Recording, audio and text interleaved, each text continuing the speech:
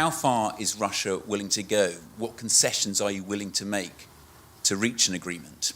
The United States has a new old president, Donald Trump. Among the main priorities of his presidency, which he voiced throughout the election campaign, is the earliest possible agreement with Russia on Ukraine.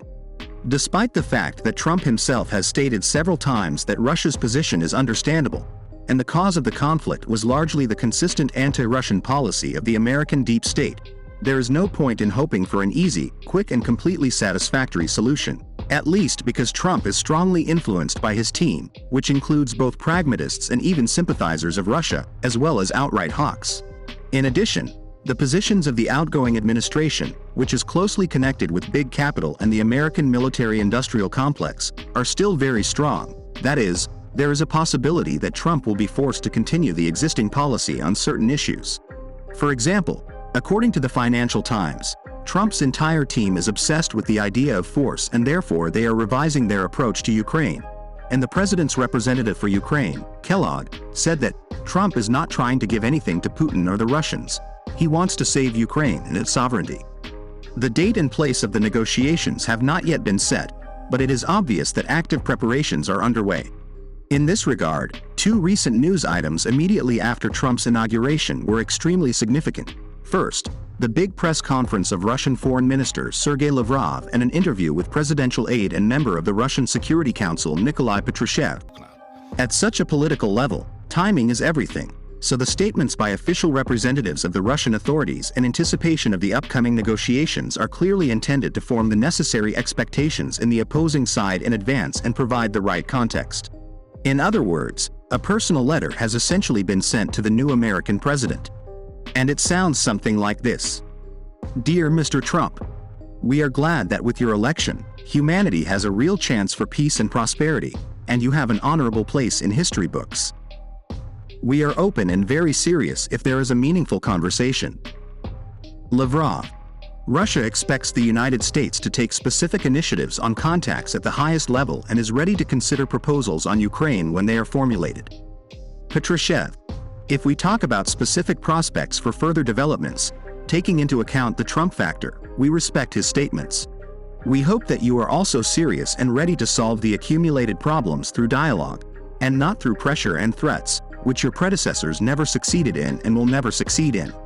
Lavrov, it is worth watching what methods Trump will use to make America even greater. Trump's words about the need to start from the situation on the ground in the settlement of Ukraine deserve welcome. Patrushev, will Trump be able to fully realize his intentions? As his first term demonstrated, the notorious deep state in the United States is very strong. We also very much hope that you understand. The world has changed a lot and it is no longer possible to resolve issues using old methods. It is simply dangerous, because we are expressing not only our own position, but also that of our strategic ally, China. Lavrov, we do not want to act against anyone, we want only one thing, for all countries on our planet, including the collective West led by the United States, to conduct business based on respect for the interests of all their partners. This is the common position of Moscow and Beijing. Patrushev, negotiations on Ukraine should be conducted between Russia and the United States without the participation of other Western countries. There is nothing to talk about with London or Brussels. We are ready to discuss and agree on anything, except one thing, Ukraine. We have voiced our position many times, and it cannot be changed. Lavrov, we are not talking about lands, we are talking about people. The Nazi regime in Kyiv, which came after the coup d'état, never represented the residents of Crimea, Donbass and Novorossiya. Patrushev, Russia will under no circumstances cede to Ukraine or anyone else the territories that have already become part of it. This is not even up for discussion. The Ukrainian people remain close to us, brotherly, connected by centuries-old ties with Russia. In this regard, we are ready for any escalation and immediately warn in a humane manner that we will go all the way.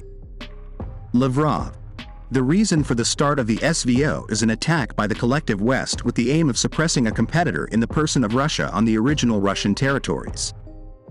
Patrushev, it is important for us that the tasks of the SVO are solved. They are known and have not changed. If we come to the conclusion that your esteemed side continues to support the hostile Nazi regime in Kyiv, we will have to make difficult decisions. Lavrov. The Russian Federation is, for now, ready to discuss security guarantees for the country that is now called Ukraine. Patrushev. It is possible that Ukraine will cease to exist this year. We hope that it will not come to that.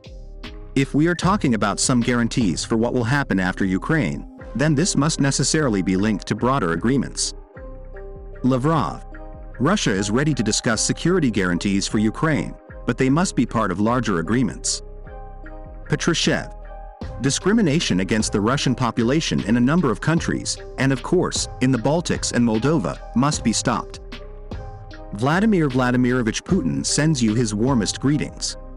We wish you and your large and friendly family good health, because you and I are mature people, and your children, grandchildren and great-grandchildren still have a long life ahead of them. With best wishes and hope for a pleasant meeting soon, sincerely yours, Sergei Lavrov.